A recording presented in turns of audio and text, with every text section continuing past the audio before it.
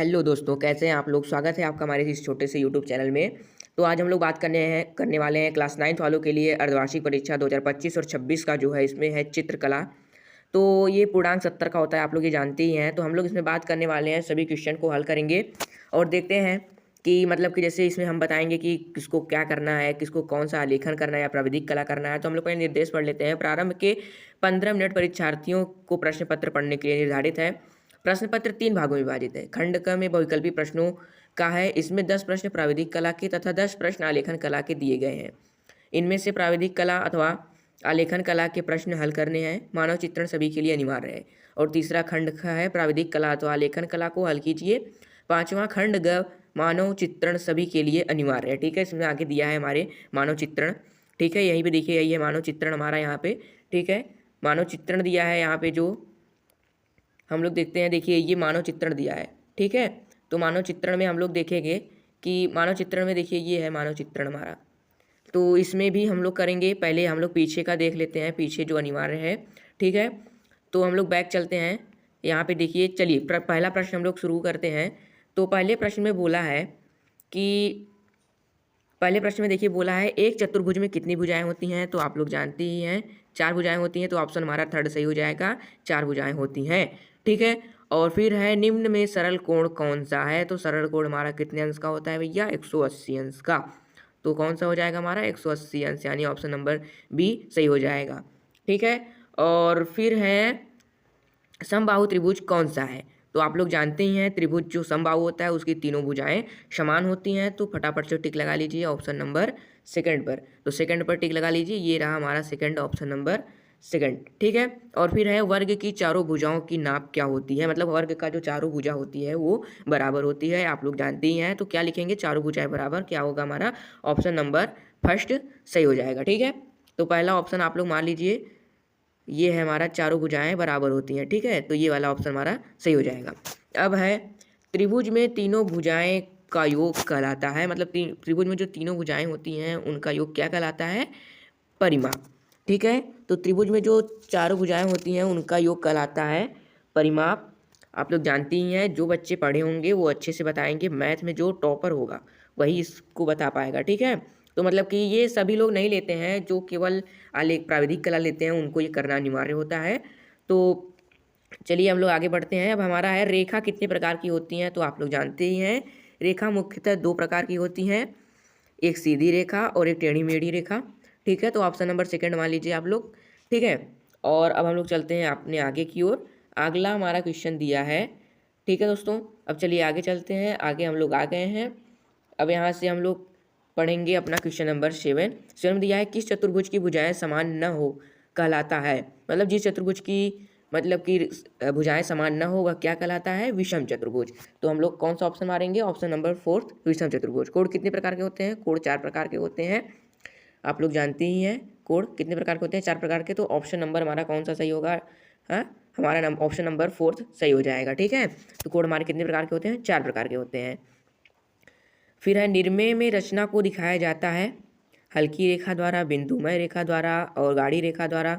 तो निर्मेय में इसमें से कोई भी नहीं होगा, क्योंकि जो मतलब कि निर्मेय रेखा होती है उसको ना ही हल्की रेखा द्वारा दर्शाया जाता है और ना ही गाढ़ी रेखा द्वारा दर्शाया जाता है और ना ही मतलब कि बिंदुमय रेखा द्वारा दर्शाया जाता है। ठीक है, तो इसमें हमारा ऑप्शन नंबर कौन सा होगा सही, इसमें से कोई नहीं। ठीक है, तो इसमें से कोई नहीं हमारा ऑप्शन सही होगा। तो इसमें आप लोग मान लीजिए ऑप्शन नंबर 4, ये हमारा क्या हो जाएगा, सही हो जाएगा। और फिर है, देखते हैं चलिए, और फिर है हमारा 10वां। ठीक है, अधिक कोण कहलाता है, अधिक कोण हमारा 90 अंश से अधिक और 180 अंश से छोटा। देखिए, ये जो हमारा प्राविधिक कला होता है इसमें आप लोग आसानी से इसको बता लेंगे अगर आप मैथ में तेज होंगे तो इसमें से कौन सा हो जाएगा, एक 90 अंश से अधिक और 180 अंश से छोटा। अब हम लोग करेंगे आलेखन कला। दोस्तों, अगर आप लोगों को वीडियो अच्छा लगता हो तो लाइक और सब्सक्राइब करिए और अपने दोस्तों के साथ शेयर करिए। और फिर है हमारा, निम्न में उदासीन रंग। ठीक है, तो उदासीन रंग कौन सा होता है, आप लोग जानते हैं उदासीन रंग कौन सा होता है। उदासीन रंग हमारा काला और सफ़ेद होता है। तो इसमें काला दिया है तो काले पे हम लोग टिक कर देंगे। और फिर है हमारा, रंग के गुण। रंग के कितने गुण होते हैं, तो रंग के कितने गुण होते हैं भैया, हमारे रंग के कुल मिलाकर 3 अंग होते हैं। ठीक है, रंग के कितने अंग होते हैं, 3 अंग होते हैं। तो हम लोग किस पे टिक मारेंगे, इस पे, किस पे, तीसरे वाले पर। ठीक है, ये हमारा ऑप्शन सही होगा। और फिर है देखिए, और इसमें से कौन सा खनिज रंग नहीं है, तो एक्रेलिक, ऑप्शन नंबर फर्स्ट हमारा खनिज रंग नहीं है। तो इस पर आप लोग टिक कर लीजिए, ऑप्शन नंबर फर्स्ट, ये एक्रेलिक खनिज रंग नहीं है। प्राथमिक रंग कौन सा होता है, लाल नीला पीला, आप लोग जानते ही हैं प्राथमिक रंग, ये वाला ऑप्शन हमारा सही होगा, लाल नीला पीला। ओस्टवाल्ड चक्र के अनुसार समुद्र हरा रंग का विरोधी रंग कौन सा होता है।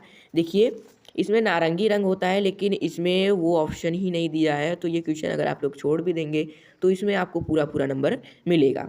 ठीक है, तो फिर हम लोग देखते हैं और अब चलते हैं आगे। आलेखन में इकाई की पुनरावृत्ति होती है तो ट्रेसिंग पेपर द्वारा, आप लोग जानते ही हैं ट्रेसिंग पेपर द्वारा। तो आप लोग कौन सा ऑप्शन मारेंगे, थर्ड वाला ऑप्शन। ठीक है, किससे मारेंगे, ट्रेसिंग पेपर द्वारा। और कौन सा शीत रंग है, तो आप लोग जानते ही हैं नीला हमारा क्या है, शीत रंग है। ऑप्शन नंबर 4 सही हो जाएगा हमारा, ये क्या है, शीत रंग है। और किस नंबर की पेंसिल हल्की रेखाएं खींचती हैं, तो HB और 2H, ये सब जो पेंसिल होती है, मतलब ये लोग हल्की रेखाएं खींचती हैं। तो आप लोग इनमें से चाहे जो मार लीजिए, आप HB भी मार सकते हैं और 2H भी मार सकते हैं। तो एक ही मारिएगा, वहाँ पर दोनों मत करिएगा। ठीक है, वहाँ पे आएगा आपको मार्कशीट में, मतलब वहाँ पे आप लोग कटपिट नहीं करिएगा, एक ही में भरिएगा। ठीक है, तो हम लोग आगे चलते हैं अपने अगले नेक्स्ट क्वेश्चन पर। अब अगला हमारा क्वेश्चन है, जल रंग होते हैं पारदर्शी, अपारदर्शी, आभासी, पारभासी। तो सबसे प्रमुख हमारा कौन सा है, पारदर्शी। हमारा जल रंग जो होता है वो पारदर्शी होता है, आप लोग अच्छी तरीके से जानते होंगे। तो ऑप्शन नंबर फर्स्ट हमारा सही हो जाएगा, पारदर्शी। हरा रंग नेत्रों पर क्या प्रभाव डालता है, तो हरा रंग नेत्रों पर ठंडा प्रभाव डालता है। ठीक है, ठंडा प्रभाव, तो ऑप्शन नंबर सेकंड हमारा सही हो जाएगा। मानव चित्रण, ये चाहे वो प्राविधिक कला के बच्चे हों या आलेखन कला के, उनको मानव चित्रण करना बहुत ही अनिवार्य है। ठीक है, तो मानव चित्रण करना अनिवार्य है। तो देखते हैं, मानव आकृति बनाते समय निम्न में से किसका ध्यान रखना चाहिए।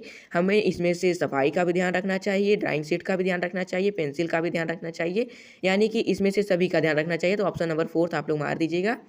फिर मुख्याकृति कितने प्रकार की होती है, तो मुख्याकृति हमारी कितने प्रकार की होती है, लगभग 4 प्रकार की होती है। ठीक है, मुख्याकृति कितने प्रकार की होती है, तो 4 प्रकार की होती है। ऑप्शन नंबर 4 आप लोग सही कर दीजिएगा। मानव के पैर की लंबाई कितनी होती है, तो मानव की पैर की लंबाई, इसमें से तो मतलब कि कोई भी नहीं दिया है मानव पैर की लंबाई। ठीक है, लेकिन फिर भी देखते हैं, कोई तो मिलना चाहिए। हमारा जो 12 इंच दिया है यहाँ पे, ये वाला ऑप्शन सही होगा, क्योंकि 12 इंच तक की लंबाई होती है मानव से के पैर की। ठीक है, तो और फिर हमारा अगला क्वेश्चन दिया है मसूर। ठीक है, क्या दिया है, मंसूर। मंसूर किस काल के चित्रकार थे, तो मुगल काल के। मंसूर मुगल काल के चित्रकार थे। तो आप लोग ऑप्शन कौन सा मारेंगे, थर्ड वाला, क्योंकि मुगल मंसूर मतलब कि ऐसा नाम ही है, आप लोगों को पहले ही लग गया होगा कि मुगल काल का है ये।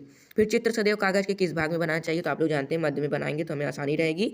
तो हमारा ऑप्शन नंबर सेकंड सही होगा। फिर हमारा क्या दिया है, शिशु अवस्था में शरीर होता है।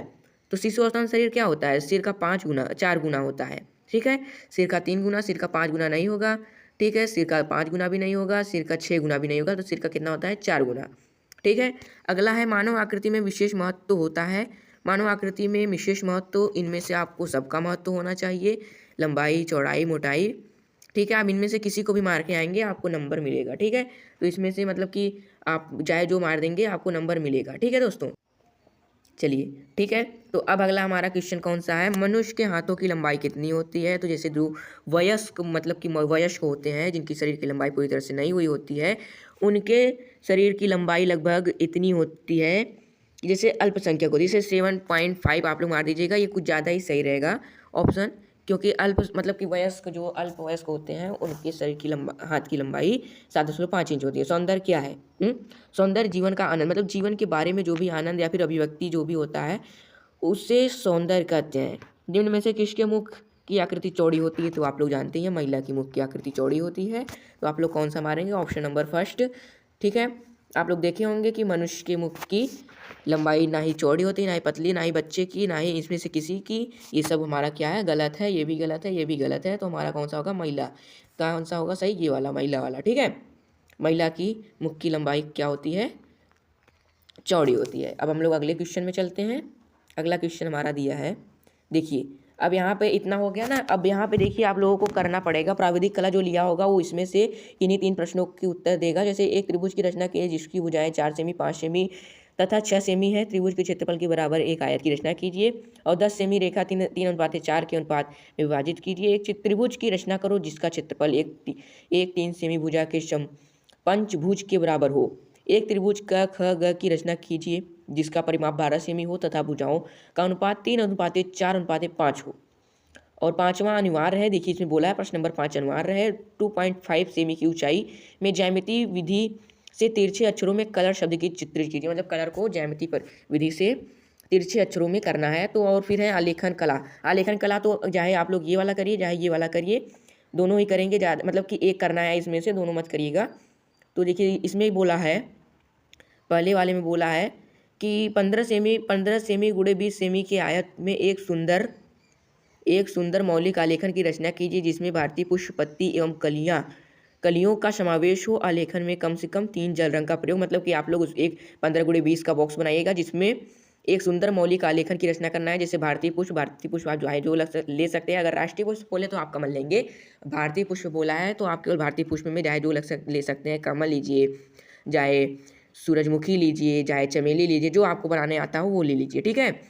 तो इसमें कम से कम 3 रंगों का, जैसे आप उसके फूल का कलर मतलब कमल लिए हैं तो गुलाबी करेंगे और पंखुड़ियाँ ये सब डंडी वगैरह ग्रीन करेंगे और बैकग्राउंड में थोड़ा अच्छा कलर कर दीजिएगा येलो कलर का, ताकि अच्छा लगेगा।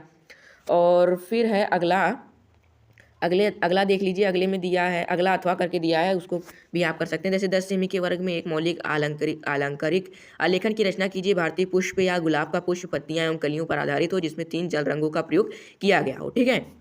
मतलब इसमें 10 सेमी का वर्ग बनाना है, ठीक है। वर्ग का मतलब होता है 10x10, मतलब कि 10 चौड़ाई, 10 लंबाई और 10 ऊंचाई, मतलब सब कुछ हो 10 मतलब 10x10 का, ठीक है। 10x10 आसानी से बोल सकते हैं हम लोग, ठीक है। 10x10 का हम लोग बनाएंगे तो ये कम अच्छा लगेगा क्योंकि बहुत ही छोटा हो जाएगा, तो इसमें कोई चीज़ बनाएंगे अच्छा नहीं लगेगा, इसलिए आप लोग ये पहला वाला ऑप्शन चूज़ करिएगा। और यहाँ पे मानव चित्रण दिया है, मानव चित्रण तो अनिवार्य ही है। इसमें मैदान में दौड़ता बालक बनाइए आप लोग, चाहे डाकिया बनाइए, चाहे खेत जोतता किसान बनाइए, जिससे जो भी आपको सरल लगे, चाहे पहला बनाइए, चाहे दूसरा बनाइए, चाहे तीसरा बनाइए, इसमें से जो सरल लगे आप बना सकते हैं, ठीक है। तो इस प्रकार से आपका ये कला का पेपर आएगा।